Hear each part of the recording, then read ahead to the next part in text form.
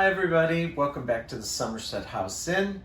Today we are baking one of my favorites, which are banana chocolate chip muffins.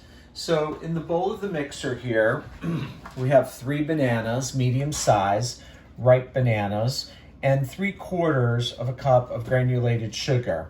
We're going to get this started on just a medium speed, we'll say, and we're just truly trying to work these bananas and sugar together so it breaks down that banana. What I really love about this recipe is that it's super easy. If you're a baker, you probably have all the ingredients in the house, maybe except for the bananas. So plan ahead, buy those bananas. So now that this banana and granulated sugar mixture is worked through, we're going to add a couple more ingredients to this bowl. We're going to add in 1 egg. It's not beaten, it'll beat itself in with the beaters. I might go up a little bit of the speed here to get it going. And once that's incorporated, we're going to go ahead and add 1 stick of unsalted butter. And this butter has been melted and cooled for about 10 minutes. You probably have read on many a recipe not to add hot butter to an egg, because of course it's going to scramble the egg. So that's the importance of cooling the butter down. So I'm going to just shut the mixer off for a second, pour the butter in. I love to use a scraper, I don't want to leave any of the butter behind.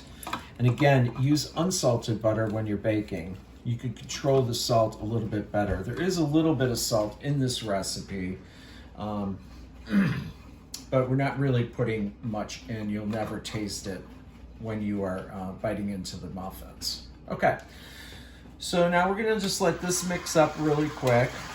And again, it's not on a big speed here. And then we're gonna start putting the dry ingredients in. We have a 1/2 teaspoon of salt. We have 1 teaspoon each of baking soda and baking powder.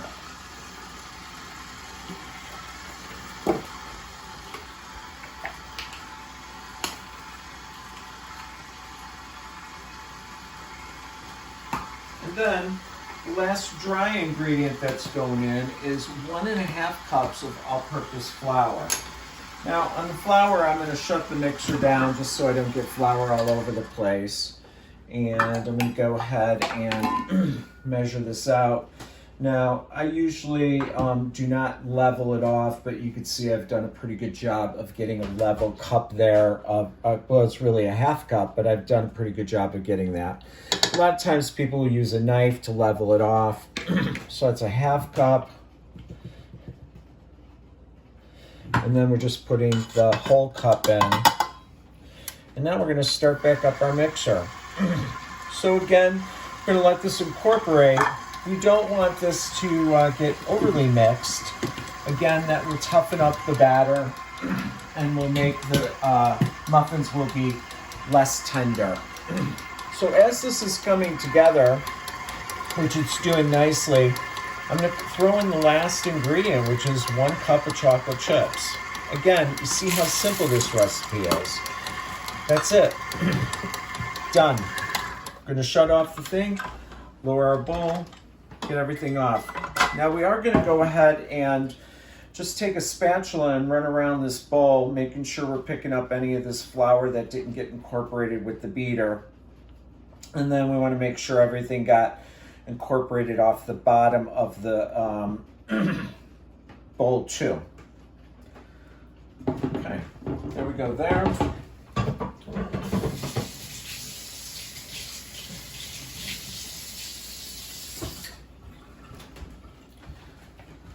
So here's our spatula.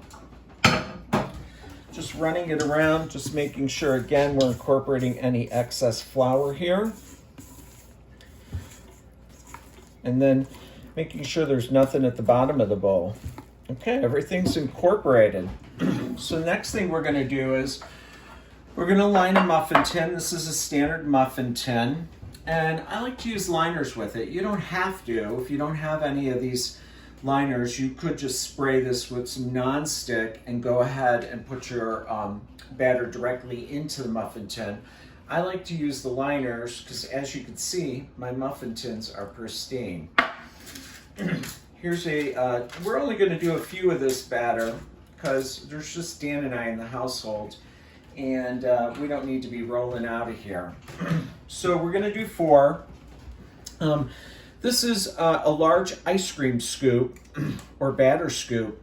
If you're not using these when you're baking, I would suggest you pause this video and run out and buy one. Well, you can't run out at this time, but go ahead online and order them. They're great because what they're going to do is they're going to give us an even amount of batter into each of these muffin cups, and that way that means the muffins are going to cook at an even rate. So you're not going to get these lopsided muffins.